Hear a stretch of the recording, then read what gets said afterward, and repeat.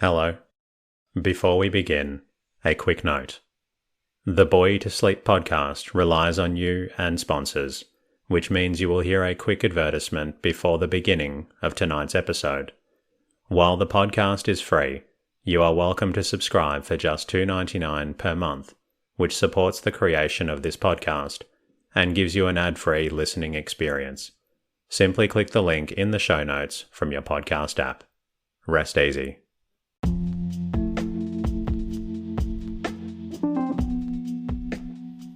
Hello. Welcome to the Bore You to Sleep podcast. The podcast that will hopefully help you get to sleep. I am going to read an open source book, one that is not particularly interesting, but one that is hopefully boring enough to get you to sleep. Tonight's reading comes from The Youth of Washington, written by S Weir and published in 1904. This story explores the life of a young George Washington. My name is Teddy, and I aim to help people everywhere get a good night's rest. Sleep is so important, and my mission is to help you get the rest that you need. The podcast is designed to play in the background while you slowly fall asleep. For those new to the podcast, it started from my own struggles with sleep. I wanted to create a resource for others facing similar challenges, and I am so grateful for the amazing community we've built together. This podcast is self-made and self-produced, which is why you will hear a short ad at the beginning of each episode. These ads, along with support from subscribers and patrons, enable me to keep delivering the podcast for free to those who need it. Thank you to everyone who shared their words of gratitude with me during the week, whether through the website or their podcast app. Your messages mean the world to me. A massive thank you to new patron on Patreon, Claudia Trapp. It was so lovely to hear from you, and your support on Patreon is truly appreciated. A special thanks to the new subscribers via Spotify for podcasters and all existing subscribers and Patreon sponsors. Your support is invaluable. Of course, a massive thank you goes to the patrons on Patreon. Your monthly subscriptions allow me to continue to bringing out more episodes. Without your support, this would not be possible. And of course, a big shout out to all of the new subscribers via Spotify for podcasters, as well as all existing subscribers. Your support is invaluable and also contributes to the creation of each episode. My goal is to keep this podcast free and accessible to everyone. That is why you hear a quick episode at the beginning of each podcast. If you find the podcast beneficial and would like to support it, there are a few ways you can contribute. Follow the podcast in your app and leave a comment. Become a subscriber for $2.99 a month to remove the Spotify ads, and of course support episode creation. If subscribing isn't possible, an easy way to help is by leaving a review and rating in your podcast app. Even one sentence really helps out. If you would like to say hello to me, you can always say hello at boytosleep.com. In the meantime, lie back, relax, and enjoy the readings. The Youth of Washington. Diary, November 1797. My retirement from official duties as President has enabled me to restore order on my farm and in some degree to repair the neglected buildings, which are fallen to decay. The constant coming of guests, moved, I fear, more by curiosity than by other reasons, is diminished owing to snows, unusual at this period of the year. Owing to these favouring conditions, I have now some small leisure to reflect on a life which has been too much one of action and of public interests to admit, hitherto, of that kind of retrospection which is natural and, as it seems to me, fitting in a man of my years, who has little to look forward to and much to look back upon. My recent uneasiness lest I should be called upon to conduct a war against our old allies, the French, is much abated, and I feel more free to consider my private affairs. I am too far advanced in the vale of life to bear much buffeting, and I have satisfaction in the belief we have escaped a new war, for which the nation has not yet the strength. For sure I am, if this country is preserved in tranquillity 20 years longer, it may bid defiance in a just cause to any powers whatever. Such in that time will be its power, wealth, and resources. Increasing infirmity and too frequent aches and ailments remind me that I am nearing the awful moment when I must bid adieu to sublunary things and appear before that divine being to whom alone my country owes the success with which we have been blessed. But the great disposer of events is also the being who has formed the instruments of his will and left them responsible to the arbitration of conscience. Therefore I have of late spent much time in considering my past life, and how it might have been better or more successful, and in thankfulness that it has escaped many pitfalls.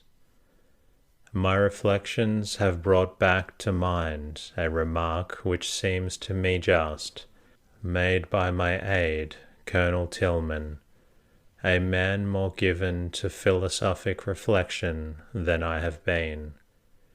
He asked me if I did not think there was something providential in the way each period of my life had been, an education for that which followed it. I said that this idea had at times presented itself to my mind, and when I betrayed curiosity, he went on to say that my very early education in self-reliance, and my training as a surveyor of wild lands, had fitted me for frontier warfare, and this in turn had prepared me for action on a larger stage, and that all through the greater war my necessities called for constant dealing with political questions, and with men who were not soldiers. He thought that his hand in turn educated me for the position to which my countrymen summoned me at a later time. As I was silent for a little, this gentleman, who became my aide-de-camp in June 1780, and for whom I conceived a warm and lasting affection, thinking his remark might have been considered a liberty, said as much, excusing himself. I replied that, so far from annoying me, I found what he had to say interesting. When, recently, these remarks of Colonel Tillman recurred to me, I felt that they were correct, and dwelling upon them at this remote time, my interest in the sequence of the events of my youthful life assumed an importance which has led me of late to endeavour, with the aid of my diaries, to refresh my memories of a past which had long ceased to engage my attention. I remember writing once that any recollections of my later life, distinct from the general history of the war, would rather hurt my feelings than tickle my pride while I lived. I do not think that vanity is a trait of my character. I would rather leave posterity to think and say what they please of me. Those who served with me in war and peace will be judged as we become subjects of history, and time may unfold more than prudence ought to disclose. Concerning this matter, I wrote to Colonel Humphreys that if I had talent for what he desired me to do, I had not leisure to turn my thoughts to commentaries. Consciousness of a defective education and want of leisure, I thought, unfitted me for such an undertaking. I did, however, answer certain questions put to me by Colonel Humphreys concerning the Indian wars, but he has, so far, made no use of these notes. One of these considerations does not so much apply at present, for I possess the leisure, and in recording my early reminiscences, I shall do so for myself alone, and assuredly shall find no satisfaction in comments on the conduct of other officers who, like myself, were honestly engaged in learning, and at the same time practicing a business in which none of us had a large experience. I shall confine my attention to recalling the events of my youth, and as I hate deception even where the imagination only is concerned, I shall try for my own satisfaction to deal merely with facts. General Hamilton, whose remarks I have often just reason to remember, once wrote me that no man had ever written a true biography of himself, that he was apt to blame himself excessively, or to be too much prone to self-defense. He went on to state that an autobiography was written either from vanity and to present the man favorably to posterity, or because he desired for his own pleasure, in the study of himself, to recall the events of his career. In the latter case, there is no need of publication. It is only in order to such self-examination as that which he refers that I am induced to set down the remembrances of my earlier days, and because writing of them will, I feel, enable me more surely to bring them back to mind. I have no other motive. Whatever just ambitions I have had have been fully gratified, indeed far beyond my wishes. The great searcher of hearts is my witness that I have now no wish which aspires beyond the humble and happy lot of living and dying private citizen on my own farm. In my estimation, more permanent and genuine happiness is to be found in the sequestered walks of connubial life, so long denied me in the war, than in the more tumultuous and imposing scenes of success, ambition. Nor can I complain. I am retiring here within myself, envious of none. I am determined to be pleased with all, and with heartfelt satisfaction, feeling that my life has been on the whole happy, I will move gently down the stream until I sleep with my fathers. There are indeed not many circumstances in my life before the war, which it now gives me pain to recall. I could not truthfully say this of that great contest, nor of the political struggles of my service as President. Mr. Adams, or perhaps Mr. Jefferson, once said of me that I was a man too sensitive to condemnation. This I believe to be correct, but I have not discovered that my ability to decide was ever largely affected by either unreasonable blame or the bribes of flattery.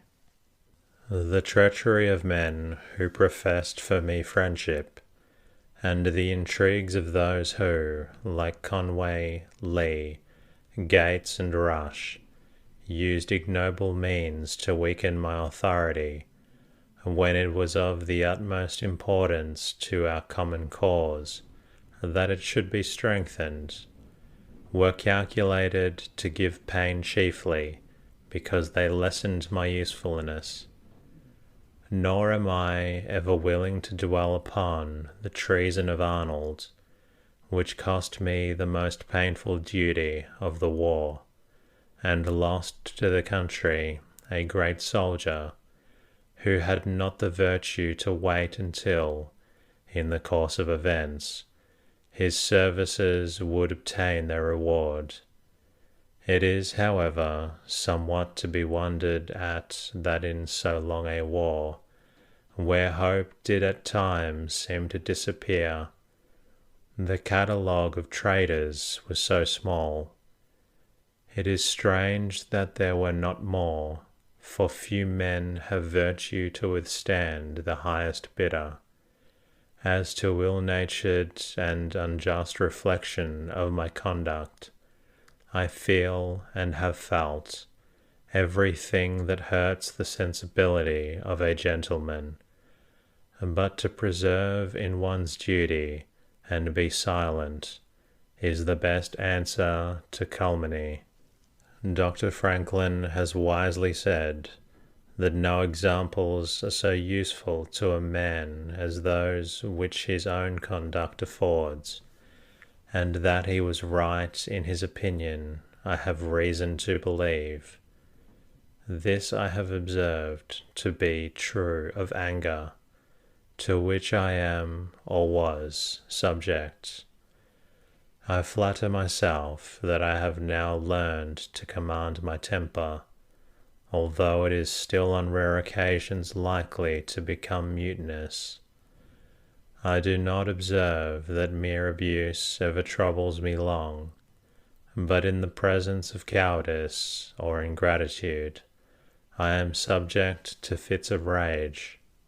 Arnold's treason distressed me, but the treachery of one of my cabinet, Edmund Randolph, the nephew and adopted son of my dear friend Peyton Randolph, disturbed my temper as nothing had done since the misconduct of Lee at Monmouth.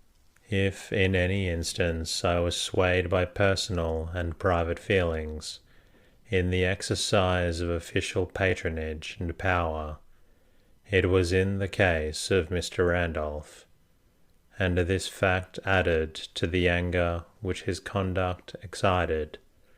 I willingly turn from the remembrance of ingratitude, a sin that my soul harbours.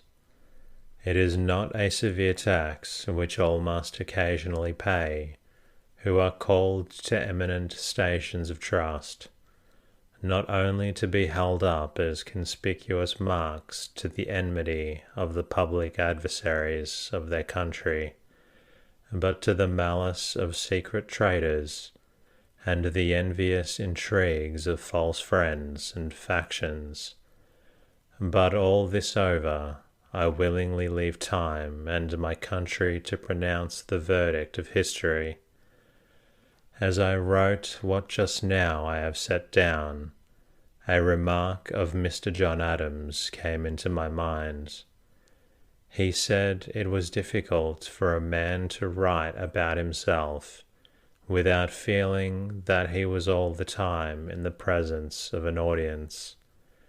This may be true of Mr. Adams, but I am not aware that it is true of me. The statement I shall now record of myself and for myself might be made very full as to events by the use of the details of my diaries, but this desire to avoid my attention is to deal chiefly with my own youthful life, and the influences which affected it for good or for ill. Being without children to transmit my name, I have taken no great interest in learning much about my ancestors. I have, indeed, been too much concerned with larger matters. It is, however, far from my design to believe that heraldry, coat armour, etc., might not be rendered conducive to public and private uses with us, or that they can have any tendency unfriendly to the purest spirit of republicanism. Nor does it seem to me that pride in being come of gentry and of dutiful and upright men is without its value, if we draw from an honourable past nourishment to sustain us in continuing to be what our forefathers were. This also should make men who have children the more careful as to their own manner of life. And as for myself, although denied this great blessing, I may perhaps wisely have been destined to feel that all my countrymen were to me something more than my fellow citizens. I have heard my half-brother Lawrence say that he had learned from his elders that my English ancestors were violent loyalists, especially one Sir Henry Washington, when the great struggle arose between the Parliament and the King in the time of the Commonwealth. I recall that, when a young man, I was riding with my friend George Mason, and when this matter arose, he asked me whether, if I had lived in those days, I should have been for the Crown or the Commons. I replied that if I had lived in that time, I could have answered him, but that I was not enough informed concerning that period to be able to state on which side I should have been. Certainly, I should have found it hard to make war on the King. I profess myself to be ignorant as to much that concerns my ancestry. When too young to have the smallest interest in the matter, I heard my two half-brothers and William Fairfax conversing on the subject of the origin of my family. The brothers were not very clear as to our descent, but were of opinion that we came from the Washingtons of Solgrave, originally of Lancashire. In 1791, the Garter King-at-Arms, Sir Isaac Hurd, wrote to me, sending a pedigree of my family, but I had to confess it was a subject to which I had given very little attention. In fact, except as to our later history, I could only say that we came from Lancashire, Yorkshire, or some still more northerly country. Most of the early colonists of all classes were too busy in fighting Indians and raising the means of living to concern themselves with the relatives left in England. This indifference was not uncommon among us, and was in those early days to be expected. It explains why we and other descendants of settlers knew, and indeed cared, too little about our ancestors. I do not know what exactly was the station of the father of the brothers who first came over, John, my ancestor, and Lawrence, his brother. It is of more moment to me to know that my forefathers in this country have been gentlemen, and have in many positions of trust, both in civil employ and in the military line, served the colonies and, later, their country with faithfulness and honour. As concerns the question of ancestry, and a man's judging of himself by that alone, I am much of Colonel Tillman's opinion, who once said to me, speaking of Mr. B., that when a man had to look back upon his ancestors to make himself sure he was a gentleman, he was but a poor sort of man, which I conceive to be true. My great-grandfather, John Washington, the first emigrant of our name, was the son of Lawrence and M. Phyllis, his wife. He went first to Barbados, but, not being pleased, came later to Virginia, that is, in 1657. It is certain that my great-grandfather, in some respects, possessed qualities which resembled those which I possess myself. He was a man of great personal strength, inclined to war, very resolute, and of a masterful and very violent temper. My great-grandfather's brother Lawrence was engaged for a time in the mercantile way, and at one time signed himself as a Luton, County Bradford merchant. He made some voyages to Virginia and home again before he settled in the colony, and may have acquired land in England, for as I shall state later, he devised real estate in the home country. As I speak of the home country, I am reminded that even after the War of Independency, the habit of speaking of England as home prevailed with many. So strong was the attachment to the mother country, and indeed nothing but the folly of Great Britain could have broken the bonds which united us. My great-grandfather, John Washington, brought with him a wife from England. Her maiden name I do not know. She and her 2 children died within a few years of his landing. The brothers mention in their wills property in England, but where or exactly what it was they do not say. It would seem, therefore, that it is not poverty which drove my ancestor to emigrate, that this property was not mere money. The proceeds of tobacco appears to be shown by the will of my great-grandfather's brother Lawrence, who devised to Mary his daughter his whole estate in England, real as well as personal. My great-grandfather married secondly the widow of Walter Broadhurst, daughter of Nathaniel Pope of Appomattox, gentleman. My grandfather Lawrence was the firstborn of this marriage. My great-grandfather died in 1677. He was of that importance as to have named for him the parish in which he resided. The brothers were not the only ones of the name who came to Virginia. There was also a cousin, Martha Washington. She emigrated to Virginia and married Nicholas Hayward of Westmoreland.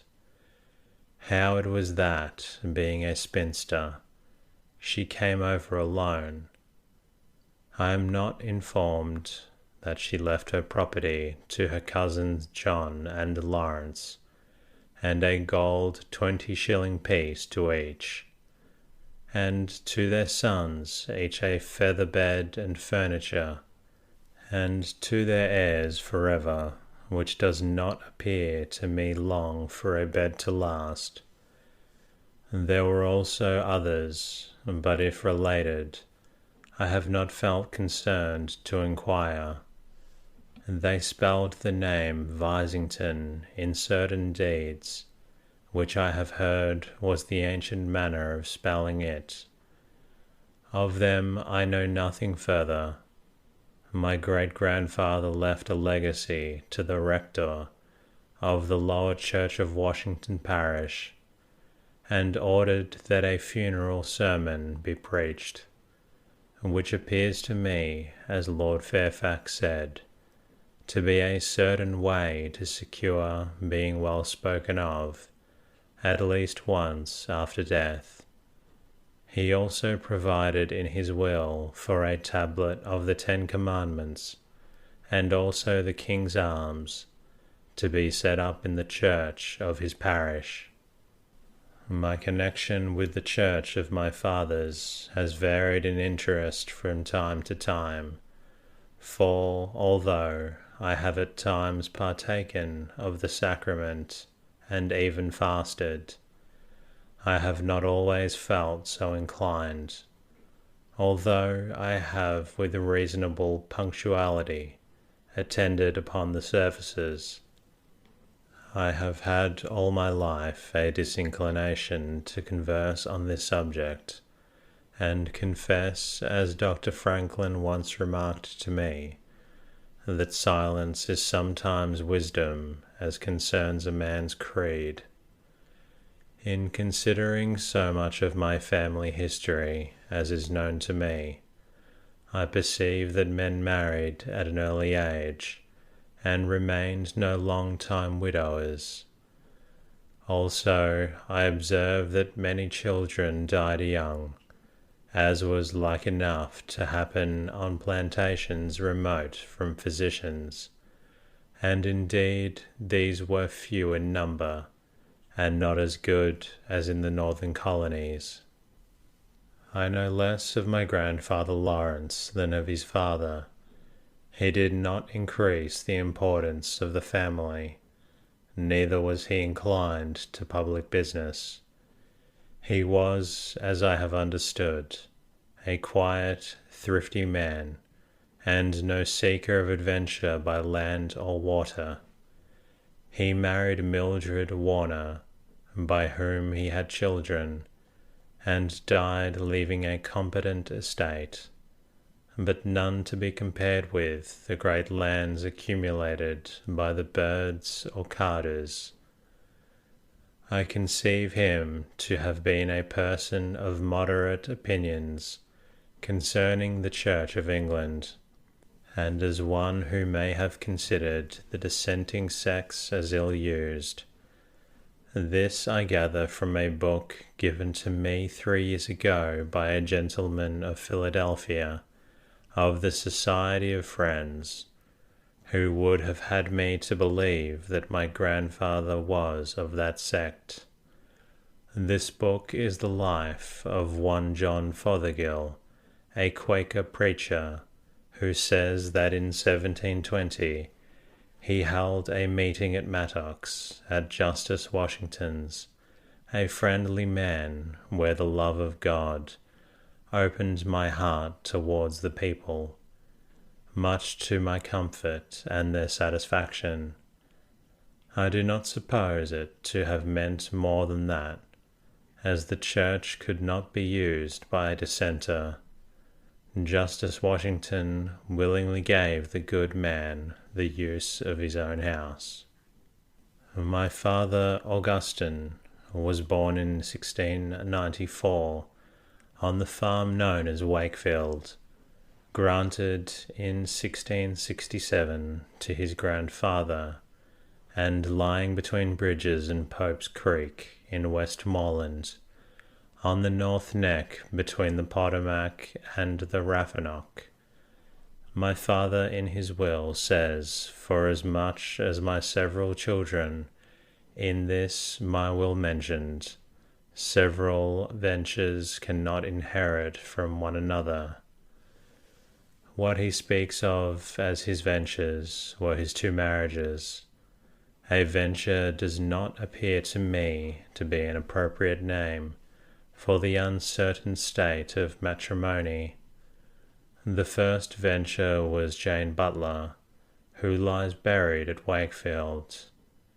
I was born at Wakefield on February 11, 1732, at about 10 in the morning. I was baptized in the Pope's Creek Church, and had 2 godfathers and 1 godmother, Mildred Gregory. And that concludes tonight's readings. I hope you've enjoyed listening to this story, and I hope you're feeling drowsy. In the meantime, while you fall asleep, I'll be working on another episode to bring to you very soon. Until then, good night.